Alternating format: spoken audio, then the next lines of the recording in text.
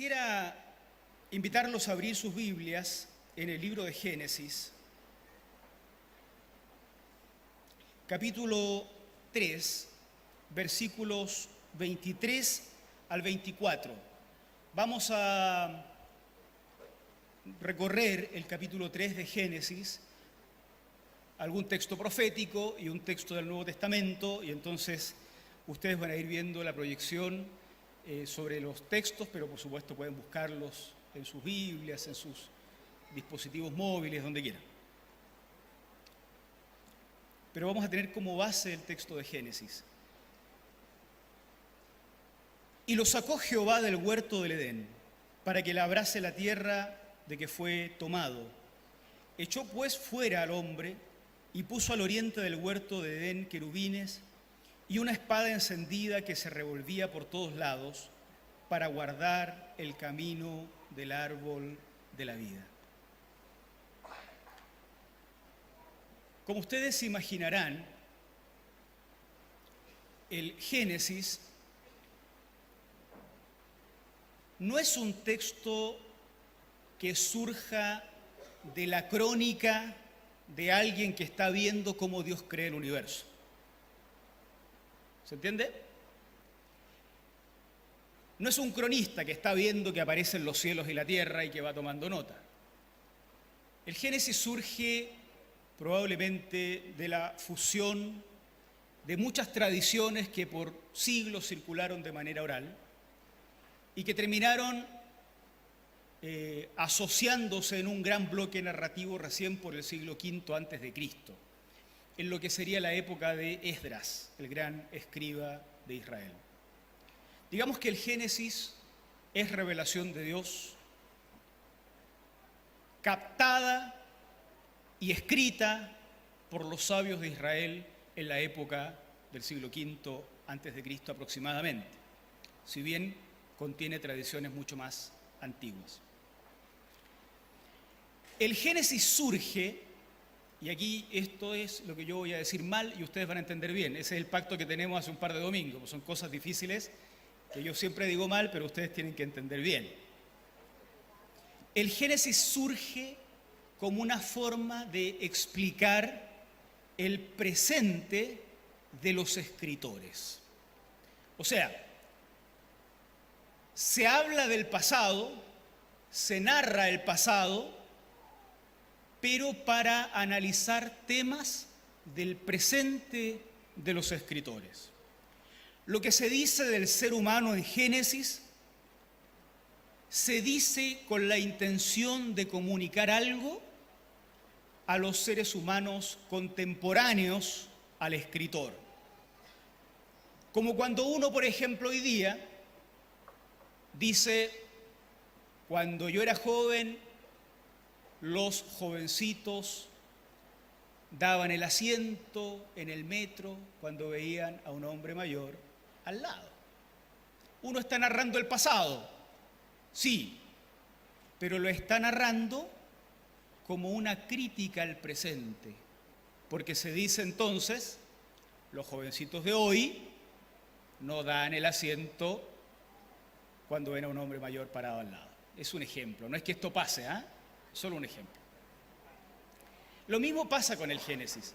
Se narra el origen de la humanidad, se describe al ser humano creado por Dios, se describe al ser humano expulsado del huerto, pero con la intención de decir algo al ser humano contemporáneo del escritor. En esta línea, el relato de la expulsión del huerto, que acabamos de leer, es un intento de explicar todo aquello que los sabios de Israel contemplan en su propia época. Vamos a llamarle así, los sabios de Israel, a los escritores del Génesis. Ellos perciben lo que pasa a su alrededor, miran el comportamiento humano, miran la relación hombre-mujer, miran la relación ser humano-medio ambiente, miran la relación del ser humano con el reino animal, miran lo que pasa en las relaciones humanas en general y del hombre consigo mismo. y piensan, algo está mal. ¿Y cómo lo explican, lo que está mal? Narrando la historia de los orígenes. Por eso Génesis es tan actual, o vamos a descubrir que es muy actual. Ellos perciben, los sabios perciben, que las cosas funcionan, voy a usar una palabra media postmoderna, no tiene nada de malo, pero lo advierto mejor, ¿no? Perciben que las cosas funcionan en un estado de infranaturalidad, por debajo del nivel de lo natural. El ser humano se comporta en un estado de infrahumanidad, por debajo del nivel de lo humano. Miran a su alrededor hombres y mujeres, seres humanos y reino animal, seres humanos en relación a su propio sustento, su economía, y perciben que eso no es lo que Dios creó. Esto está todo en un estado anómalo. Y lo explican por la vía de narrar el relato del Génesis. Ellos ven que todo funciona como en una especie de estado de maldición. Así surge el texto del Génesis, para explicar eso, para explicar lo que no es normal, para explicar lo que es cotidiano, pero que se percibe como anómalo. Así surge el texto del Génesis, para decirnos por qué y para decirnos qué podemos hacer. El relato de la caída, que está ahí tematizado en el capítulo 3 que vamos a ir leyendo, describe al ser humano entonces en su estado caído. Vamos a tratar de leerlo teniendo en mente entonces que los sabios, al narrar el Génesis, critican también su presente. Es notable la actualidad de la queja de los sabios. Primero, se percibe en el presente de los sabios que la relación de seres humanos y animales es una relación de enemistad. Si ustedes miran esto hoy día, se dan cuenta que es lo mismo. Cada vez que alguien posa frente a o sobre un animal muerto, cada vez que aparece en las noticias, y cada vez aparece con más frecuencia, a un tipo maltratando a un animal, uno dice, están mal las cosas. Bueno, eso es lo que vieron los sabios de Israel y lo describen o lo explican mostrando cómo quedó el ser humano después de su caída. Miren Génesis el 3, el versículo 14. Y Jehová dijo a la serpiente, por cuanto esto hiciste, maldita serás entre todas las bestias y entre todos los animales del campo. Sobre tu pecho andarás, polvo comerás todos los días de tu vida. Y pondré enemistad entre ti y la mujer, y entre tu simiente y la simiente suya. Esta te herirá en la cabeza, y tú le herirás en el calcañar. Uno de los primeros resultados de la caída que los sabios de Israel quieren rescatar para explicar cómo son las cosas en su tiempo también, es que hay enemistad entre el reino animal y la simiente de la mujer, el ser humano. Los cristianos nos hemos apropiado de este texto. Vi en la cara de ustedes que algunos estaban diciendo, bueno, pero ese texto no habla de Jesús. Sí, los cristianos nos apropiamos de este texto. Pero este texto existe cientos de años antes que surgiera el cristianismo y tuvo por cientos de años su propia explicación. El texto habla de la enemistad entre la serpiente y entre la serpiente y el ser humano. Habla de la enemistad entre los animales y los hombres. Habla de cómo esta enemistad y esta guerra producirá una herida menor por parte del animal al ser humano y una herida mayor por parte del ser humano al animal, lo que lo convierte en la especie dominante. Eso es lo que vemos todos y es lo que vieron los sabios. Pero los sabios interpretan esa relación como una relación producto de la caída, no como lo normal. Pero si es normal matar a un gato, pero si es normal matar a un perro, pero si es normal hacer safari y matar elefantes. Sí, todo eso es normal después que el ser humano fue expulsado del huerto. Eso es lo que nos dice el Génesis. Como fruto de la caída y de la expulsión, enemistad entre el ser humano y los animales. Pero la situación de la mujer también es descrita como una situación anómala, un estado respecto de sus pares hombres anómala. Versículo 16 se relata otra de las consecuencias de haber caído. A la mujer dijo: multiplicaré en gran manera los dolores en tus preñeces. Con dolor darás a luz los hijos, y tu deseo será para tu marido, y él se enseñoreará de ti. La dominación de hombres respecto de mujeres, el enseñoreamiento de hombres respecto de mujeres, el abuso, el maltrato, las violaciones. Hay países donde todo esto ha sido normalizado, naturalizado. Cuando los sabios de Israel miran a su alrededor en el siglo V antes de Cristo y perciben a la mujer en ese nivel de sometimiento, en ese sufrimiento, ese abuso por parte de hombres, no lo explican diciendo: bueno, así son las cosas, queridos, ¿qué le vamos a hacer? Lo explican diciendo: esto no es lo que Dios creó.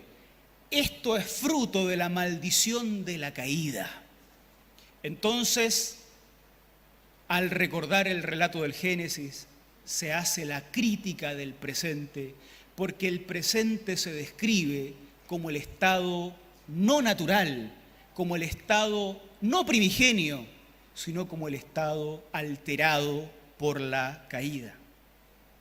La relación de sometimiento de un género respecto del otro es percibido por los sabios de Israel, tematizado en la palabra de Dios como parte de un estado anómalo.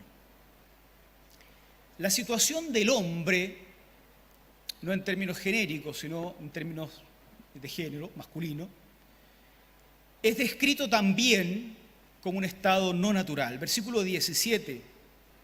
La maldición de la caída incluye este dicho al hombre: por cuanto obedeciste a la mujer y comiste del árbol de que te mandé diciendo, no comerás de él, maldita será la tierra por tu causa.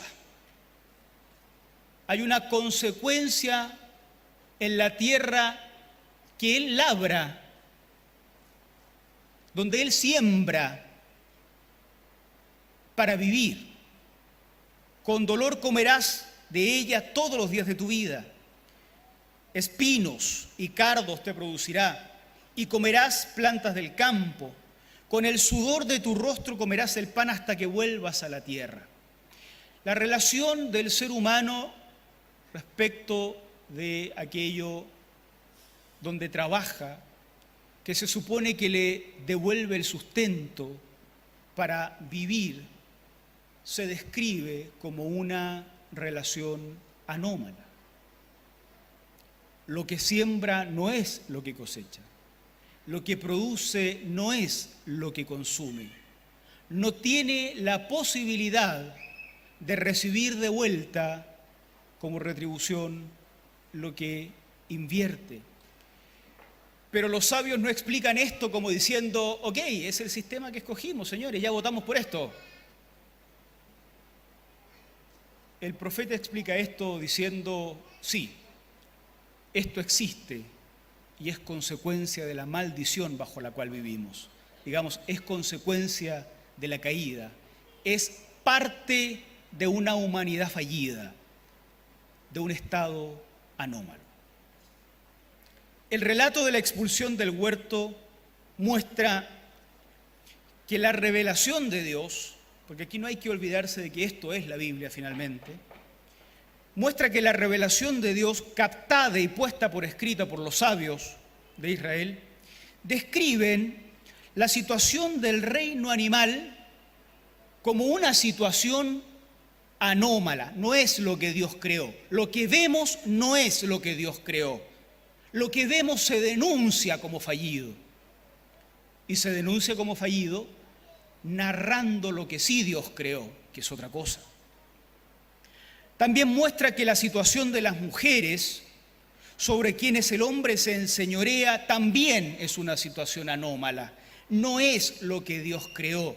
Mal podría naturalizarse como normal. Y también muestra que la situación del hombre respecto del medio ambiente, respecto de su propio sustento, respecto de su propio trabajo y respecto de su propio cuerpo, porque muere, también es una situación anómala.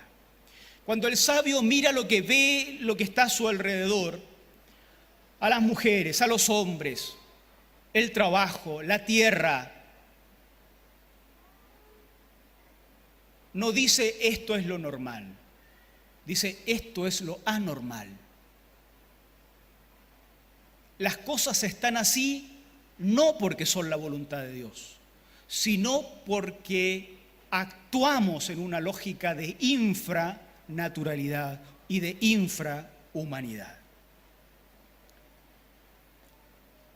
Pero al mismo tiempo en que el relato de la expulsión del huerto se convierte en una denuncia del presente como algo anómalo, también se constituye en el inicio de la esperanza. Porque cuando tú demuestras que lo que te está pasando no es lo normal, se enciende una luz adentro que se pregunta por, ok, ¿y cuál es lo normal? ¿Qué es lo normal? Esto pasa mucho en los casos de violencia. Muchas mujeres u hombres violentados o niños abusados que viven una vida pensando que esa forma de abuso y de violencia es normal, lo viven así hasta que alguien dice no era normal. No todos los niños son abusados, no todos los hombres o mujeres son violentados. No es normal. Y cuando escuchan por primera vez que alguien dice no es normal, se enciende una luz que dice, ok, ¿y qué pasa si empiezo a buscar lo que debiera ser normal? El anuncio de lo anómalo del presente es también la constitución de la esperanza. Y así lo entendieron los profetas. Mientras que en el Génesis se analiza el presente, se tematiza el presente a través del relato del Génesis, los profetas comienzan a mirar el futuro. Isaías, en el capítulo 65, al final del libro de Isaías, hablando de la esperanza futura, ya los profetas han construido toda una predicación sobre el fin, que movilizaría al pueblo hacia un horizonte, porque el pueblo ya está asumiendo que el presente no es lo que Dios quería. Isaías en el capítulo 65, versículo 21, en adelante lo dice de esta manera: edificarán casas y morarán en ellas. Nosotros no somos muy conscientes de lo que esto es, de lo que esto significa para un pueblo agrícola. Y porque nosotros vivimos en otra forma de vida, en una ciudad y en otra época. Pero no construirán casas para otros. Edificarán casas y morarán en ellas. Plantarán viñas y comerán el fruto de ellas. O sea, ¿recuerdan lo que decían los sabios sobre el Génesis? Sobre el relato de la expulsión. la tierra te devolverá espinos. Eso es lo que pasa en el estado anómalo. El profeta mira hacia el futuro y dice: plantarás viña y comerás del fruto. Pocas veces, menos en nuestros tiempos, se puede consumir el producto creado con nuestras propias manos. Hay que entenderlo en la lógica de ellos. No edificarán para que otro habite, ni plantarán para que otro coma, porque según los días de los árboles serán los días de mi pueblo, y mis escogidos disfrutarán la obra de sus manos. Todo lo contrario de lo que pasaba con la caída. Se mira hacia el futuro, donde el ser humano disfrutará la obra de sus manos, y no que le devolverá mal por bien. No trabajarán en vano, no darán a luz para maldición, porque son linaje de los benditos de Jehová y sus descendientes con ellos. Y antes que clamen, responderé yo, mientras aún hablan, yo habré oído. Fíjense cómo es el reino animal en el futuro. El lobo y el cordero serán apacentados juntos, y el león comerá paja como el buey, y el polvo será el alimento de la serpiente. No afligirán. Nadie te va a morder en el calcañar para que tengas que pegarle en la cabeza, pensando en la lógica de la relación de la simiente de la mujer con la serpiente. No afligirán, ni harán mal en todo mi santo monte, dijo Jehová. La crítica del presente de los sabios surge ahora como esperanza del futuro y como anuncio del futuro. Esto es el anuncio de la restauración en todas las áreas que se perciben anómalas. Los hombres, las mujeres, el reino animal, el medio ambiente, el sustento y la economía y la vivienda. Todo esto que se anuncia como esperanza ha sido denunciado en el presente como algo anómalo. El Evangelio en el Nuevo Testamento continúa en esta misma línea.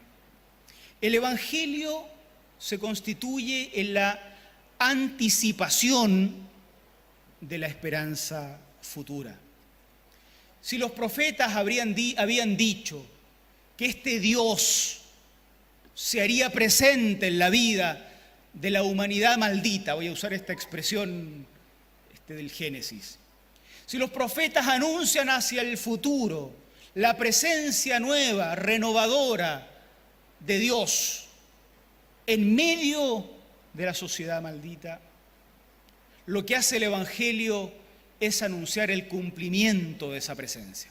El Evangelio dice: este Dios prometido camina ahora entre nosotros. El horizonte se sigue destacando con fuerza.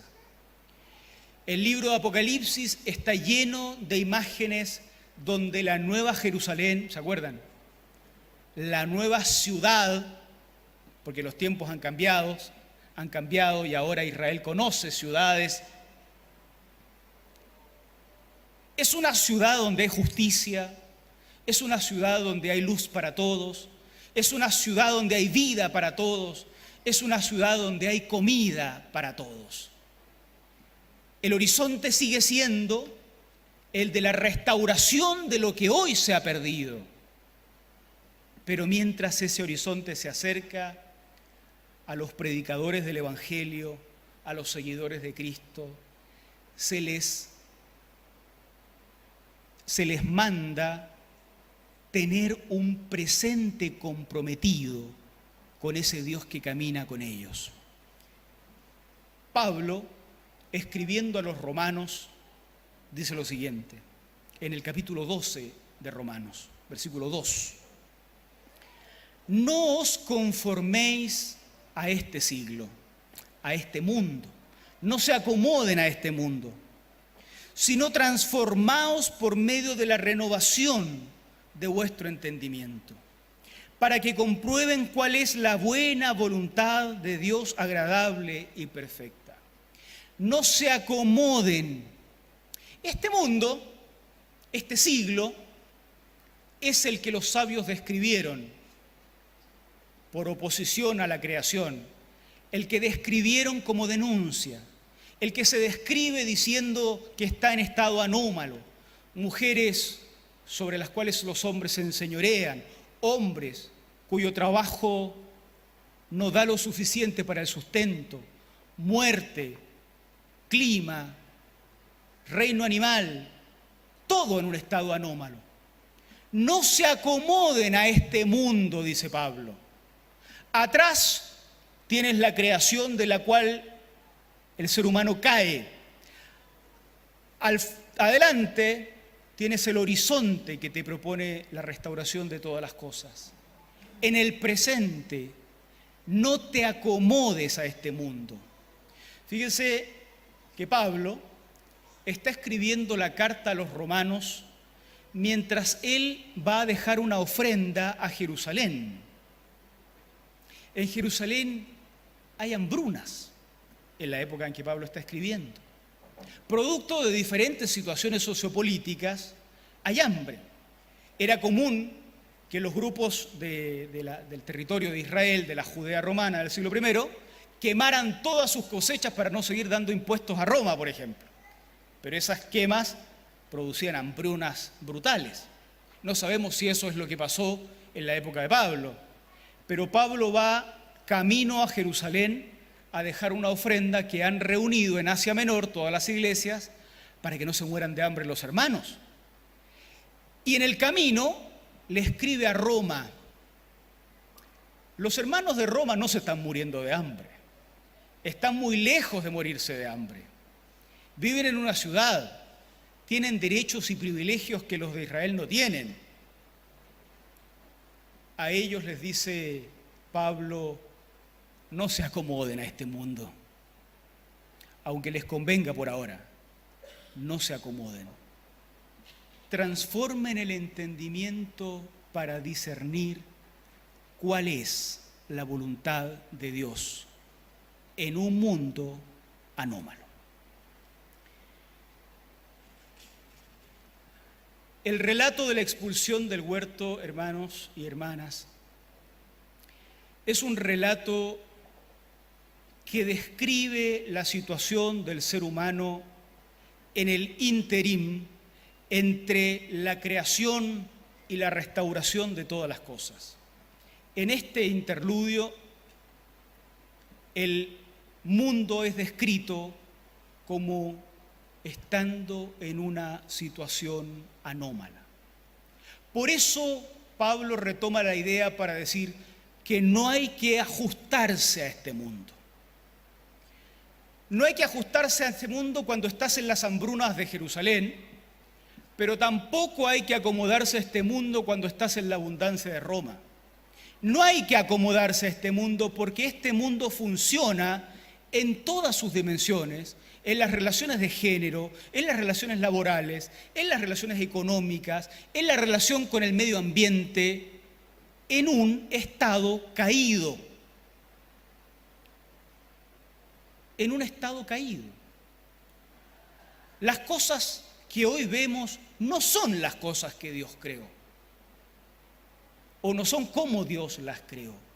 La manera en que el ser humano se comporta respecto de su entorno no es la manera armónica en la que Dios lo creó. Los sabios de Israel lo han descrito diciendo que somos seres humanos expulsados del huerto. Por eso no hay que ajustarse, sino que hay que buscar la voluntad de Dios. Queridos, no debiera salir de nuestra boca que las relaciones opresivas que a veces vivimos son así de opresivas porque es lo normal. No, no es lo normal. De hecho, es lo anormal. Y no hay que ajustarse a eso por mucho que el mundo mayoritariamente así lo perciba. La violencia, el pisoteo de un país respecto de otro, de un ciudadano respecto de otro, de un hombre respecto de una mujer o de una mujer respecto de un hombre. Por mucho que sea lo común, es lo común en un estado de maldición. A ese mundo no hay que acomodarse. En ese mundo hay que discernir la voluntad de Dios. Obviamente, nuestro comportamiento ha de ajustarse a la voluntad de Dios y no al mundo. Nuestra ciudad tiene buenas razones para recibir nuestro mensaje como un mensaje optimista. Fíjense que es concordante con lo que muchas personas, aún no siendo cristianas, menos evangélicas, ni católicas, ni de alguna tendencia protestante, solicitan. Es concordante nuestro discurso. Son muchas las personas que se han dado cuenta que no podemos seguir deforestando el mundo. Son muchas personas las que se han dado cuenta, y la mayoría de las personas no son evangélicas, lo peor, ¿eh? Aquí hay un mea culpa que hay que hacer. Son muchas las personas que se han dado cuenta y alzan la voz porque no podemos seguir maltratándonos unos a otros. No podemos seguir pisoteándonos unos a otros. No podemos seguir justificando la desigualdad de la forma en que la justificamos. Son muchas las personas que se han dado cuenta. Cuando se enteren que esto era el Evangelio, claramente va a ser una buena noticia.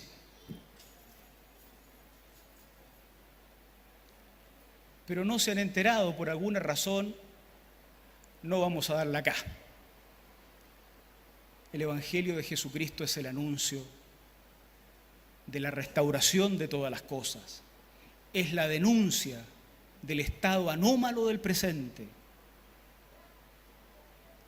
Y es el comportamiento de acuerdo a la voluntad de Dios en un mundo donde tal comportamiento brilla por su ausencia.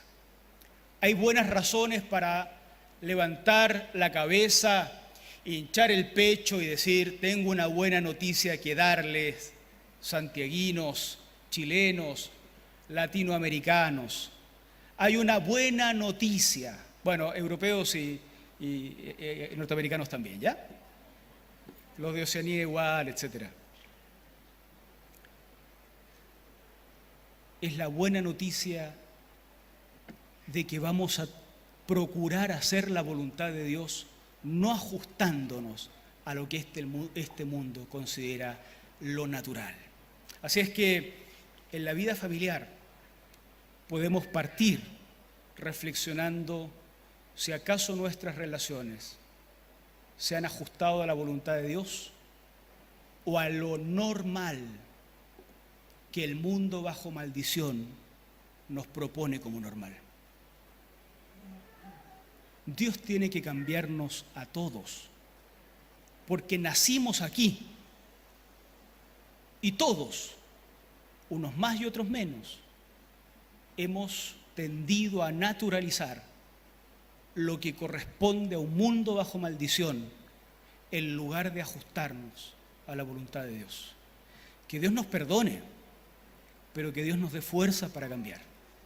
De eso se trata la construcción de matrimonios saludables, de vidas en familia saludables, de noviazgos saludables, de vidas académicas, laborales, etcétera, saludables.